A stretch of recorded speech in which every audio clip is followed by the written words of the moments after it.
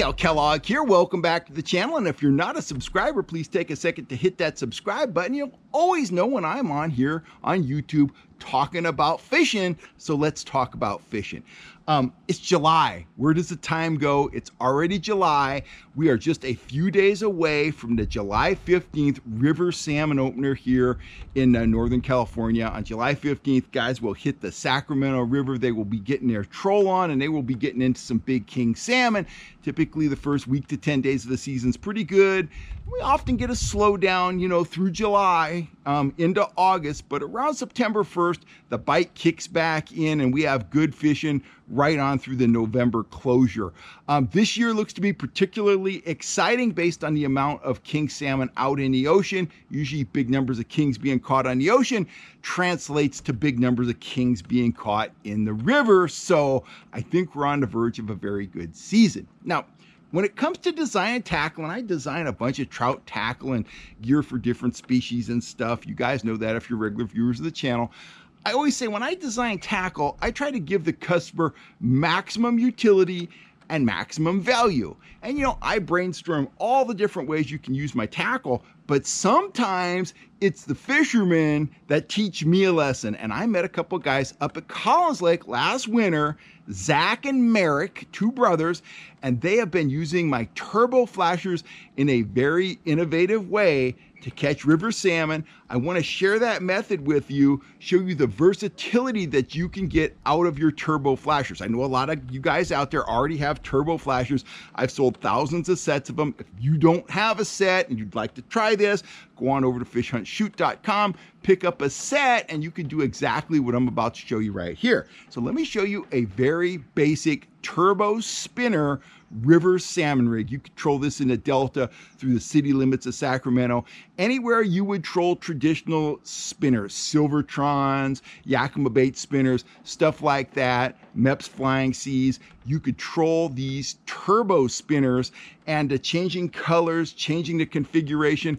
Very simple, very easy. And when you figure some of those spinners I just mentioned are selling, for upwards of $11, maximum utility is important, and this will actually help you save some money while utilizing some of your trout gear to catch river kings when you're out on the river. So let me show you the rig.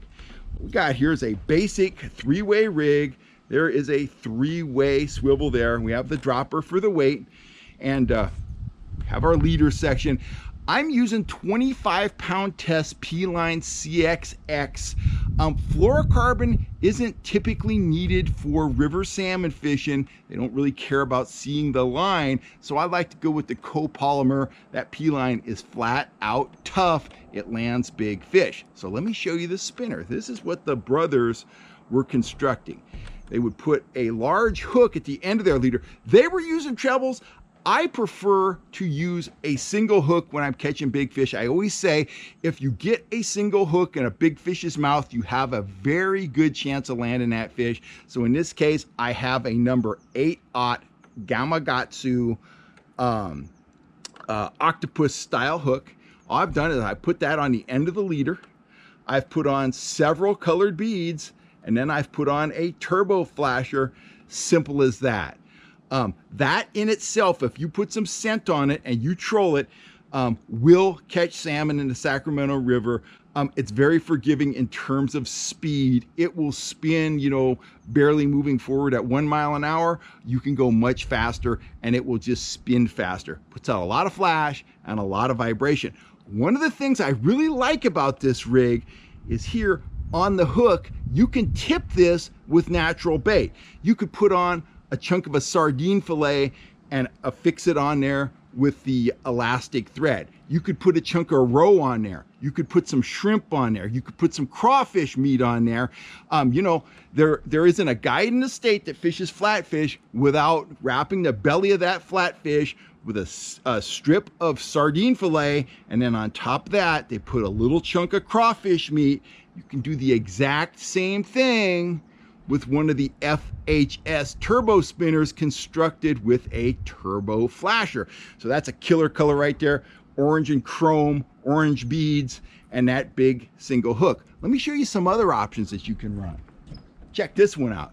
You really want to put out some flash and vibration? You can go with a double turbo flasher combination there. Mix up the colors on the beads, a double hook rig. You can put a big strip of sardine on there. You're gonna displace a lot of water with that. It's gonna put out a lot of scent. And believe me, if a big old king comes in, takes a swipe at those hooks, your chances of landing that fish are very good, because he is gonna be locked up on those big old 8-aught hooks, and he's just gonna have a hard time shaking that loose. So maximum flash, maximum vibration, double up the turbos, and hopefully you're gonna get double the amount of strikes. Let me show you another one. You know, color combinations can be really important when it comes to hooking salmon. And you know, you can mix things up. This is just one of my orange and yellow turbo flashers that kind of match the bead color to that. Single hook rig, again, you know, dress that hook with some real meat, some sardine fillet, some prawns, some crawfish meat, whatever. A combination of two of those works great. Add some Procure to it, swim it through the zone, troll it through the zone, and if they are inclined to hit a spinner, you have a very good chance of hooking up. One last thing about these turbo spinners is they have kind of a neutral buoyancy. The turbo flasher doesn't really float, it doesn't really sink.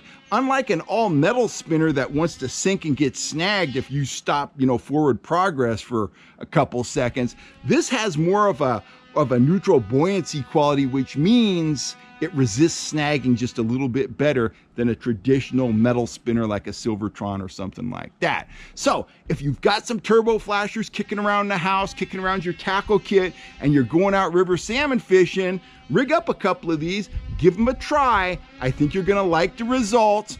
And if you're looking for turbo flashers, if you want to try this out and you don't have a kit of turbo flashers, once again, you can go over and get them at fishhuntshoot.com in my tackle store.